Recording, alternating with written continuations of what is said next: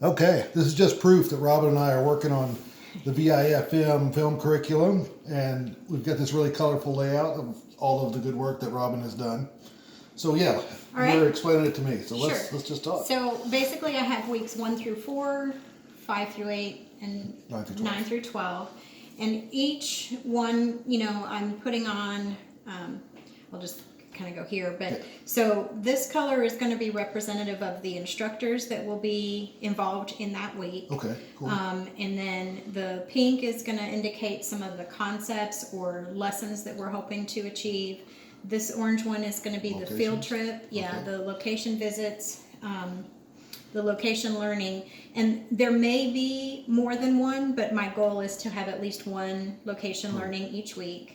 And then the green represents the assignments, and for the most part, they're going to be assignments that can be done over the weekend. There are a couple, like on this week, there'll be a group exercise assignment that's done during class, and then followed up by a homework assignment that kind of piggyback on each other. I love to your help level of organization. Yeah, to help solidify those learning objectives. So the pink's kind of the learning objectives, and then the blue, which right now are blank, I have a separate document that I've started with reading assignments. And so we've got this wonderful library that we are providing for them, and I'm going to be adding one of my own favorite books, at least one of my own, and then the Voice and Vision book, I've been spending a lot of time with it, and it is really phenomenal in the way it's laid out. And so these will be the reading assignments that will be done throughout the week. And of course they essentially they have through the weekend of this week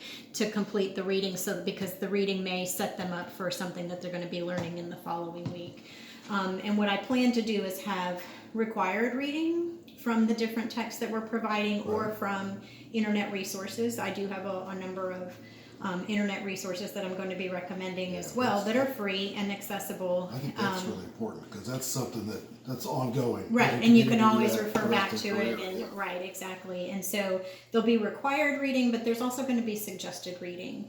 The Voice and Vision book is very, very wordy. The chapters are very long, and it takes a long time to read them. And so there's going to be, on the required reading, there's going to be paragraphs or sections that I'm going to call out that they have to read before the following class. Gotcha. But I'm also going to suggest that they take the time to read large portions of that book. Another book that I'm introducing is the How to Shoot Video That Doesn't Suck. And it is very easy to consume, very short chapters, very specific instruction. And so I see those two books being very heavily used kind of throughout the process. So what I have, if you look backwards, I've got the 6-word story edit as the last project that'll be done over the weekend. And of course, then we will have a premiere, and we'll watch them and review them and talk about them and give feedback, peer feedback, and also talk about the resume and portfolio building in this last weekend. So working backwards from the 6-word story edit, which is essentially a short film. Right.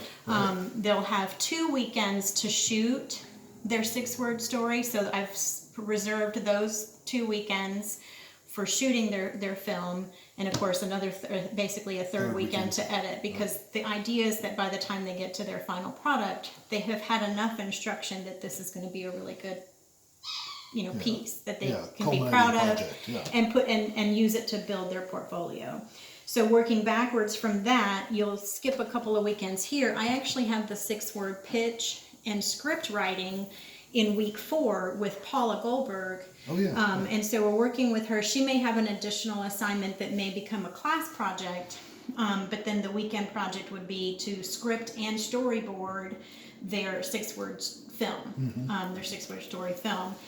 The pitch will happen during the week as a classroom project, hopefully with JB and some other film folks that can really hear a pitch and tell them, is your concept good? You've got a good story, you've got a good arc.